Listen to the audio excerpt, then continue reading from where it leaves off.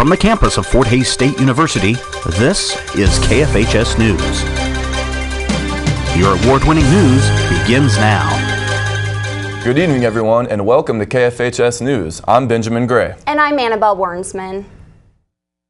Is it possible that Fort Hays students are becoming disenfranchised when it comes to voting? Chapman Rackaway, political science professor and host of the show Talking Democracy, recently revealed voting registration errors during registration drives on campus. Logan Argo reports.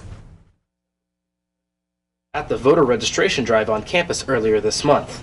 Some students, however, went to the voting booths on election day only to find they were ineligible. Some have concerns as to how and why Fort Hays students are being denied the right to vote. One of the great concerns is if a student filled out a form incorrectly and that card is supposed to be returned to them for changes to make it proper, why are the cards not being returned? Some of the students that register at 600 Park Street. That is not a deliverable address because the whole campus is 600 Park Street. Most students who had issues with their voter registration eligibility were ineligible because of problems like this with their actual registration forms. We did speak with one student who registered, however, who went to the polls on election day to find that Ellis County had no record of him even registering. I feel that with it being lost after I took the time to register here in Ellis County, that it's affecting my right as a voter to submit a ballot that will be counted. Is it possible that student voter registration forms are indeed being lost? And if they are being lost, is it before or after being placed in the hands of the county? We know that we're dropping off voter registration cards at the county clerk's office, and from there it falls into a black box. We don't know what's happened. We'd like to get some more information about that because we ought to be really protecting and encouraging students to vote, and this, I believe, is strongly discouraging them. You know, to us, we believe the card never got turned in. That's how we feel.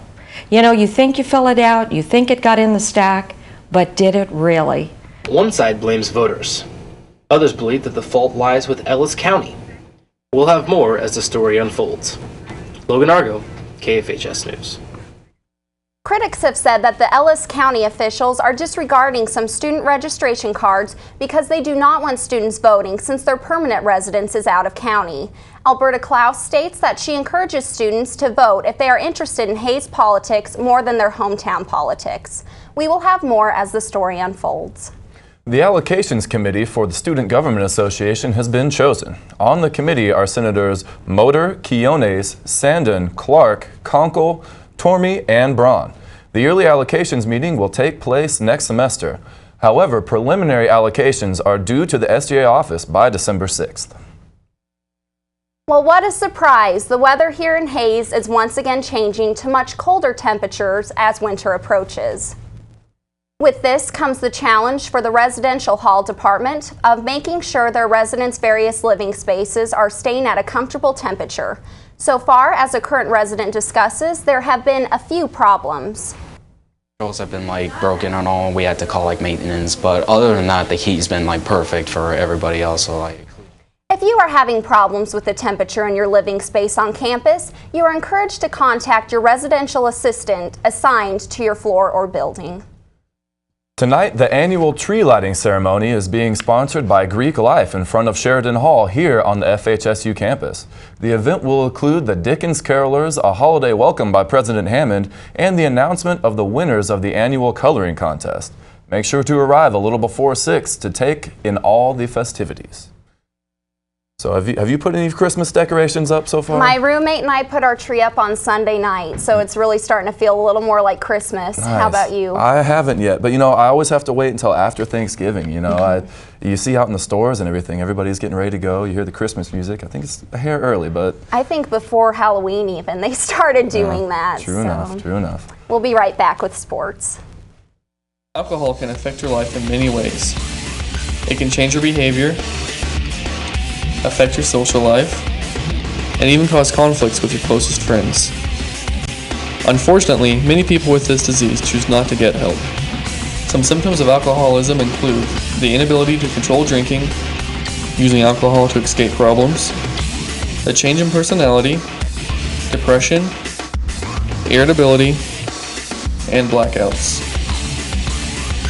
If you or anyone you know is suffering from this disease, please contact your local treatment center today. Dude, seriously, come on. I know I can drive the truck. I know I haven't had too many beers.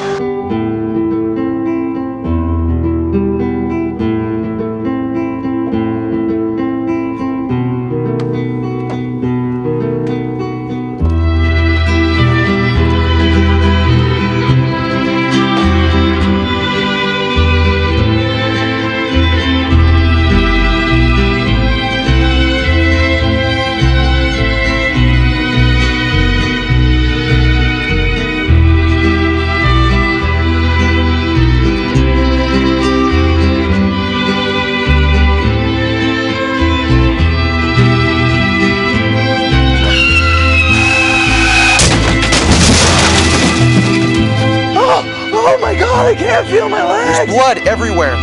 He's hemorrhaging. We gotta start CPR. Come on. Don't you die on me. Don't you die on me. KFHS Sports.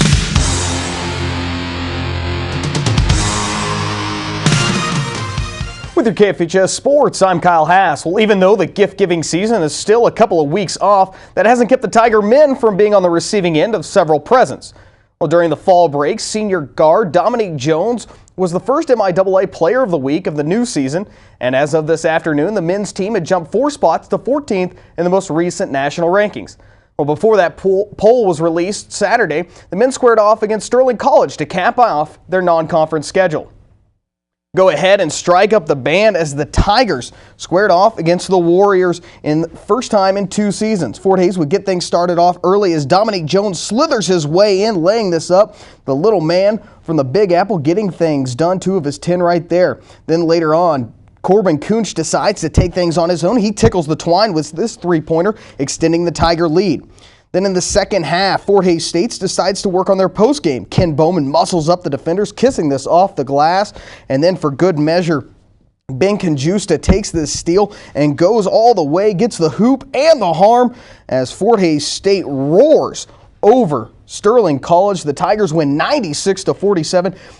Dazon Smith puts up 16 points, 5 rebounds, 3 blocks, Conjusta 13 points and 3 steals. Head coach Mark Johnson reflects on the hot start his team has gotten off to.